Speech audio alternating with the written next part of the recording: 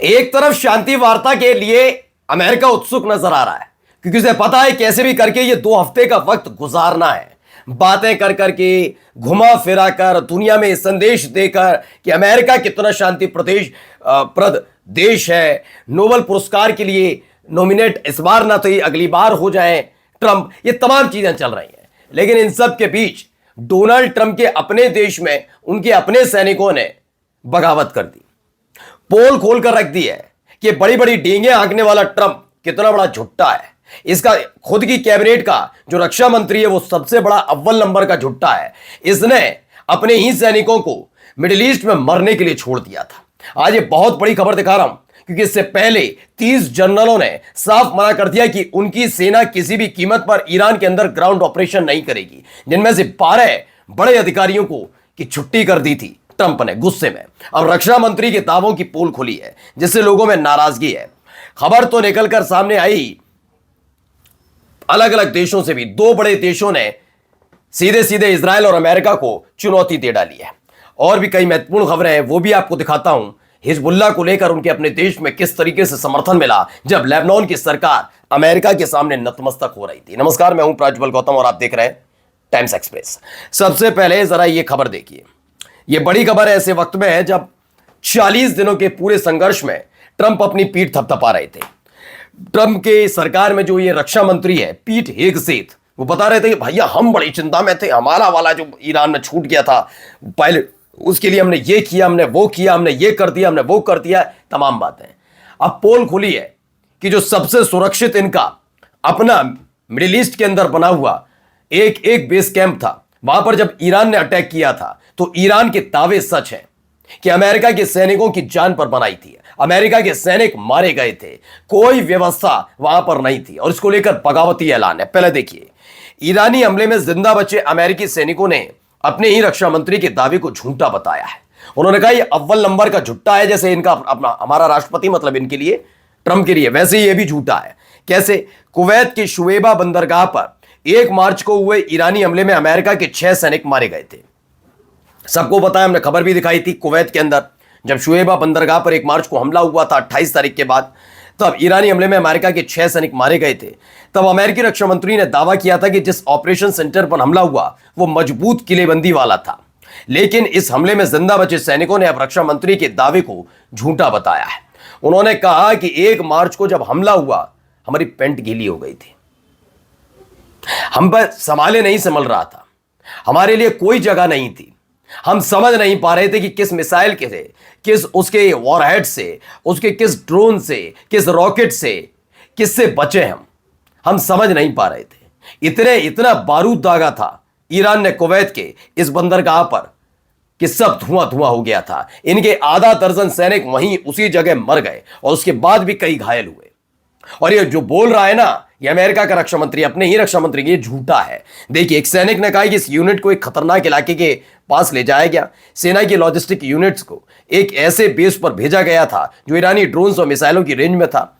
सैनिकों के मुताबिक उनका बेस कोई किलेबंद जगह नहीं थी, बल्कि लकड़ी और टीन से बने अस्थायी कार्यालय थे जो हवाई हमलों से निपटने में पूरी तरह अक्षम और तैयार नहीं थे।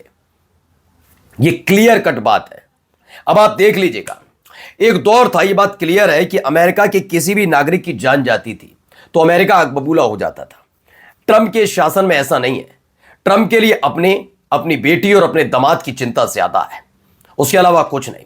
उस व्यक्ति ने कितने अमेरिकी सैनिकों को मिडिल ईस्ट में दोबारा तैनात करके 34 से 37 सैनिक तो अभी हाल ही में मारे गए थे, ये किया। वो तो और मरवा देता, यही ट्रंप की सेना को और अमेरिकी सैनिकों को मरवा देते अगर वो ईरान में ग्राउंड ऑपरेशन के लिए भेजते। लेकिन अमेरिका के 30 जनरल ने पहली फुर्सत में मना किया कि जब हम बाहर रहकर ईरान को घेर नहीं पा रहे, उसे तख्ता पलट नहीं कर पा रहे, तो ईरान के अंदर जाकर कैसे कर पाएंगे। इसलिए नहीं, 30 जनरल की बगावत मानिए या मुंहतोड़ जवाब ट्रंप को कि उन्होंने अपने सैनिकों को दोजक में या यूं कहा जाए मौत के मुंह में जाने से बचाया, जिसकी वजह से 12 बड़े अधिकारियों को, जिसमें से एक तो चीफ जो जनरल स्टाफ थे, चीफ ऑफ स्टाफ, उन तक को बर्खास्त कर दिया था।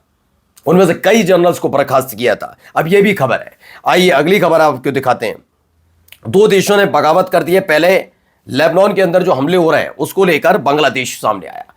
बांग्लादेश ने लेबनान पर हमले और आम लोगों की मौत की कठोर शब्दों में निंदा की। इजरायली हमले में अपने एक नागरिक के मारे जाने की भी भर्त्सना की है।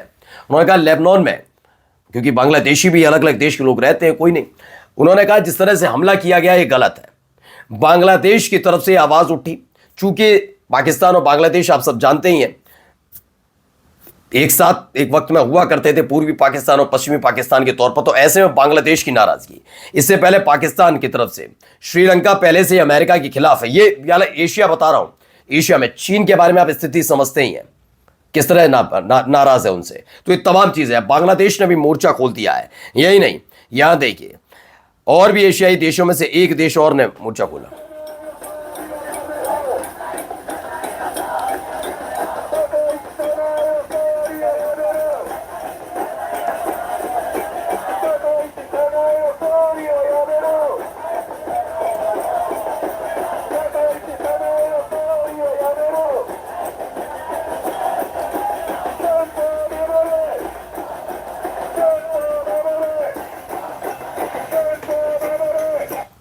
तो ये सब जो हो रहा है वो हो रहा है दरअसल जापान में। जापान की अपनी एक स्थिति है, वो भी पहले मैं आपको बाद में बताऊंगा, लेकिन फिलहाल आपको बता दूं कि जापान ईरान और लेबनान और इनके साथ नहीं खड़ा है, वो अमेरिका और इजराइल के साथ खड़ा है। क्यों खड़ा है मैं बताऊंगा। ये वही जापान है जिसके हिरोशिमा और नागासाकी पर हमला किया था अमेरिका ने। आपको याद होगा क्या हालत की थी, परमाणु अटैक किया था, परमाणु बम से हमला किया था। ये वही अमेरिका है जिसके साथ आज जापान खड़ा है, लेकिन वहां की जनता इजराइल और अमेरिका के साथ नहीं है और इसीलिए लोग सड़क पर उतरे। जापान के टोक्यो से संसद के बाहर हजारों लोग जमा हुए और उन्होंने प्रधानमंत्री से अमेरिका और इजराइल को समर्थन देने के विरोध में पद छोड़ने की मांग की है। दुनिया में अमेरिका इजराइल एक्सपोज हो चुके हैं। अब आप कहेंगे जापान क्यों, वो तब की स्थिति थी, अब ताजा स्थिति यह है कि नॉर्थ कोरिया से खतरा है जापान को, क्योंकि सनकी है, वो सब जानते हैं, सनक रहती है, वो जो चाहे वो रहते, तो उससे एक डर रहता है। नॉर्थ कोरिया और चीन एक साथ है, ठीक है ना, अभी गए भी हैं वहां के एक चीन के मंत्री वहां पर पहुंचे थे। नॉर्थ कोरिया से 36 का आंकड़ा अमेरिका का, और यही सारा रीजन की जो लड़ाई है वो जापान जैसे देश को जिस पर परमाणु अटैक किया था अमेरिका ने, वो अमेरिका के साथ ला देता है। ये एक सारी कहानियां हैं। आइए ये भी देखिए, यहां पर भी जैसे हमारे देश को भी लेकर आप समझ सकते हैं कि फैसले लिए जाते हैं। अब लेबनान पे जो अटैक हो रहा है उसको भी देखिए, ताजा हमले, लेबनान पे ताजा हमले किए गए।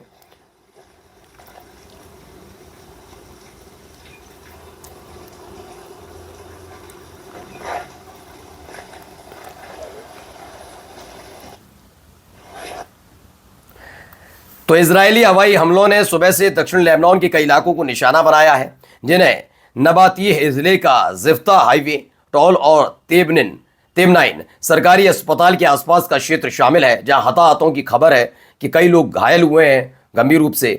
और हमले देखिए, एक और हमला किया गया है।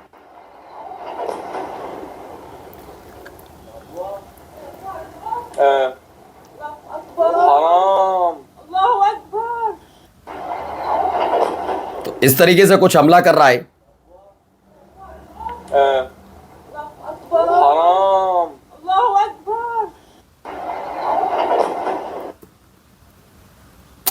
तो Israel is bombing Lebanon right now on what should be the first day of US-Iran negotiation in Islamabad, Pakistan. जहां एक तरफ पाकिस्तान के अंदर बातचीत चल रही, तो दूसरी तरफ अब आप देखिए कैसे एक के बाद एक हमले किए जा रहे हैं इजराइल की तरफ से। यानी कि बातचीत को बार खटाई पड़ जाए तो बड़ी बात नहीं। नमस्कार।